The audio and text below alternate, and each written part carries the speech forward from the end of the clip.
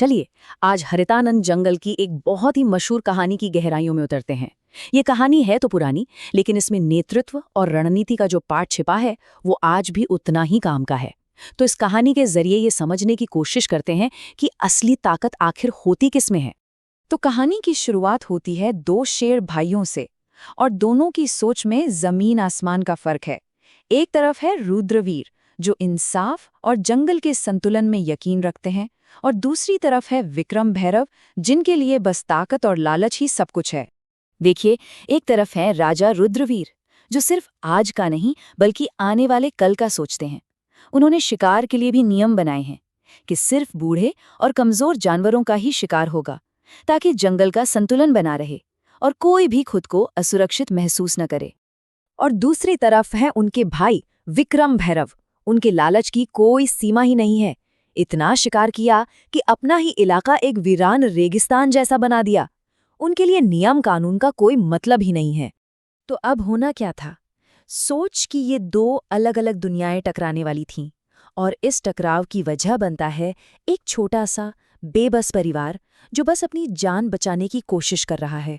विक्रम, जिसका जंगल अब वीरान हो चुका है, वो एक बकरे और उसके बच्चे के पीछे पड़ जाता है, और उनका पीछा करते करते वो रुद्रवीर के राज्य में घुस जाता है।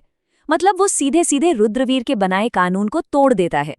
यहाँ रुद्रवीर उसे रोकता है, लेकिन देखिए, लड़ाई से नहीं बल्कि अपने उसूलों से, अपने आदर्शों से। वो उस बेगुनाह परिवार को बचाते हुए राजधर्म की एक बहुत बड़ी बात कह जाता है।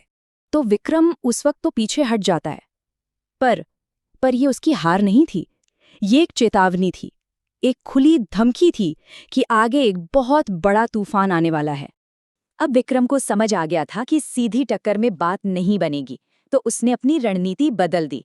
अब लड़ाई ताकत की नहीं बल्कि धोखे और साजिश की होने वाली थी, जिसका मकसद था रुद्रवीर के राज्य को अंदर से ही खोखला कर देना। और उसका प्लान देखिए, कितना सोचा समझा था। पहला काम, पानी के स्रोतों में सड़ा मांस फेंककर उसे गंदा कर दो। फिर सबके लिए रखा अनाज चुरा लो। इसके बाद लोगों के बीच अफवाहें फैलाकर राजा के खिलाफ कर दो, और जब सब कुछ बिखर जाए तब मसीहा बन के एंट्री लो। अब जैसे ही जंगल में दहशत फैलती है, रुद्रवीर की लीडरशिप का असली टेस्ट शुरू होता है। और वो क्या करता है? वो हुक्म नहीं चलाता, बल्कि सबको साथ लेकर आता है, एक टीम बनाता है। उसका जवाब भी देखिए कितना शानदार था। उसने हर किसी की खूबी का इस्तेमाल किया। तेज रफ्तार घोड़े को सीमा की निगरानी पर लगाया, ताकतवर हाथी को अनाज और पानी की रक्षा के लिए, और चालाक लोमड़ी को सबसे मुश्किल काम यानी जासूसी के लिए भेजा। और सबसे जरूरी काम मिला था लूना लोमड़ी को, और वो कामयाब होती है। वो पता लगा लेती है कि ये कोई बाहरी हमला नहीं बल्कि घर के भेदी की ही साजिश है। एक तख्ता पलट की पूरी तैयारी। अब सारी जानकारी हाथ में थी। रुद्रवीर अब सिर्फ अपना बचाव नहीं करेगा, अब वो हमला करेगा, और धोखे का जवाब रणनीति से देगा। और यहीं पर कहानी का सबसे बड़ा सवाल खड़ा होता है। क्या सच में एकता और समझदारी ब्रूट फोर्स यानी कि पाश्विक बल को हरा सकती है? रुद्रवीर का प्लान देखिए। उसने विक्रम के ही हथियार उसी पर चला दिए। पहले तो मनोवैज्ञानिक हमला। लूना लोमड़ी ने विक्रम के सबसे भरोसेमंद साथी के मन में शक का बीज बो दिया। फिर मीनू चूहे ने जाकर उनके खाने पीने का सामान ही खत्म कर दिया। और बस जब दुश्मन अंदर से टूट चुका था, तब रुद्रवीर की सेना ने उन्हें आसानी से हरा दिया। और जब आखिर में आमना सामना हुआ तो विक्रम हैरान था। उसकी सारी ताकत हवा हो गई थी। क्यों? क्योंकि उसकी नींव ही खोखली थी।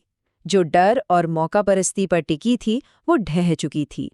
और अंत में रुद्रवीर का काम देखिए। वो बदला नहीं लेता, वो एक सीख देता है, एक सबक। और यही है असली लीडरशिप, जो दुश्मनी नहीं बल्कि एक मिसाल कायम करती है। तो ये कहानी हमें एक बहुत ही गहरे सवाल के साथ छोड़ जाती है। असली और लंबे समय तक टिकने वाली ताकत की नींव क्या है?